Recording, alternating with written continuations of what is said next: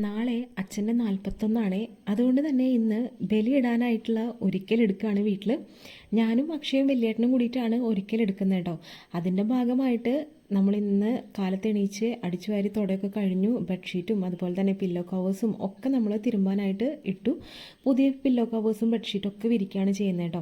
ഇന്നലെ ഒരുപാട് പ്ലാനിങ്ങോട് കൂടിയിട്ടാണ് കിടന്നെങ്കിലും രാവിലെ എണീച്ചപ്പോൾ എനിക്ക് ഭയങ്കര തലവേദനയായിരുന്നു കേട്ടോ. അമ്മയ്ക്കും അതുപോലെ തന്നെ തല ഇങ്ങനെ കറങ്ങാന്നാണ് അമ്മയും പറഞ്ഞിട്ടുണ്ടായിരുന്നത്. അമ്മയ്ക്കൊരു ഇയർ ബാലൻസിൻ്റെ ചെറിയൊരു പ്രശ്നമുണ്ട്, ഉറക്കൊന്നും കറക്റ്റല്ല, അതുകൊണ്ടുള്ള പ്രശ്നങ്ങളാണ്. കാലത്ത് ബ്രേക്ക്ഫാസ്റ്റ് കഴിക്കാൻ വലിയേട്ടനുണ്ടായിരുന്നു, കൂടെ ഉപ്പുമാവായിരുന്നു ബ്രേക്ക്ഫാസ്റ്റിന് ഉണ്ടായിരുന്നത്. അതും കഴിച്ച് നേരെ ഞാൻ അമ്മേനെ ഹെൽപ്പ് ചെയ്യാനായിട്ട് അടുക്കളയിലേക്ക് കയറിയിട്ടുണ്ടായിരുന്നു. അമ്മ അപ്പോഴേക്കും ഒരുവിധം കാര്യങ്ങളൊക്കെ റെഡിയാക്കി വെച്ചിട്ടുണ്ടായിരുന്നു കേട്ടോ. അമ്മയുടെ സ്പെഷ്യൽ ആയിട്ടുള്ള രസവും ഉണ്ടായിരുന്നു. പലപ്പോഴും അമ്മയുടെ ഈ ഒരു രസം ഞാനും ഉണ്ടാക്കാനായിട്ട് ട്രൈ ചെയ്തിട്ടുണ്ടെങ്കിലും ഇത്രയും ടേസ്റ്റും രുചിയും എനിക്ക് കിട്ടിയിട്ടില്ല കേട്ടോ. അമ്മയുടെ സ്പെഷ്യൽ കൂട്ടുകളൊക്കെ കൂട്ടിയിട്ടുള്ള ഒരു രസമാണ്. അവസാനം എന്താ കുറച്ച് മല്ലിയിലും കൂടി തൂക്കി കൊടുത്തപ്പോൾ രസം റെഡി ആയിട്ടുണ്ട്. പിന്നെ നമ്മളിന്ന് പയറുപ്പേരിയും അതുപോലെ തന്നെ മത്തങ്ങയും പയറും എലിശ്ശേരിയാണ് വെക്കാനായിട്ട് ഉദ്ദേശിച്ചിട്ടുള്ളത് കേട്ടോ.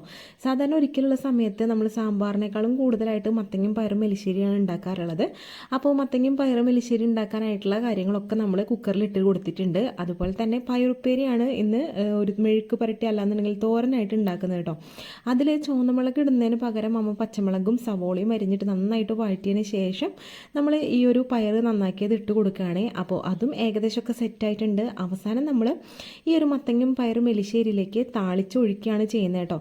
കടുകൊക്കെ പൊട്ടിച്ചു, അതുപോലെ തന്നെ വറ്റൽമുളകും കറിവേപ്പിൻ്റെ ഇലയൊക്കെ ഇട്ട് നല്ലൊരു താളിപ്പ് തന്നെയായിരുന്നു. അവസാനത്തെ പരിപാടിയാണ് പപ്പടം വറക്കുക എന്നുള്ളത്. അപ്പോൾ ഏകദേശം നമുക്കിന്ന് ഉച്ചയ്ക്ക് കഴിക്കാനായിട്ടുള്ള ഫുഡൊക്കെ റെഡി ആയിട്ടുണ്ട്. ഇതൊക്കെയാണ് നമ്മൾ ഇന്ന് ഉച്ചയ്ക്ക് കഴിക്കുന്നത് കേട്ടോ. വലിയേട്ടനും ചേട്ടനും പിള്ളേരും എല്ലാവരും കൂടിയിട്ട് ഉച്ചയ്ക്ക് ഇന്ന് ഭക്ഷണം കഴിച്ചു. അവരുടെ കൂട്ടത്തിൽ ഞാനും ഭക്ഷണം കഴിച്ചു കേട്ടോ. ആദ്യം തന്നെ ചോറൊക്കെ വിളമ്പി ഒന്ന് വെള്ളം തെളിച്ചതിന് ശേഷമാണ് കഴിച്ചു തുടങ്ങിയത്. അച്ഛൻ്റെ ഫോട്ടോ നമ്മൾ ഉമ്മാറത്ത് അച്ഛൻ്റെ റൂമിൻ്റെ മുകളിലായിട്ടാണ് വെച്ചിട്ടുള്ളത്. അപ്പോൾ അതിനൊരു ലൈറ്റ് വെക്കാനായിട്ട് ബാബേട്ടൻ്റെ അടുത്ത് വരാനായിട്ട് പറഞ്ഞിട്ടുണ്ടായിരുന്നേ. ആ ഒരു സമയത്ത് ബാബേട്ടൻ വന്ന് ലൈറ്റും കാര്യങ്ങളൊക്കെ വെച്ച് പോയി കേട്ടോ.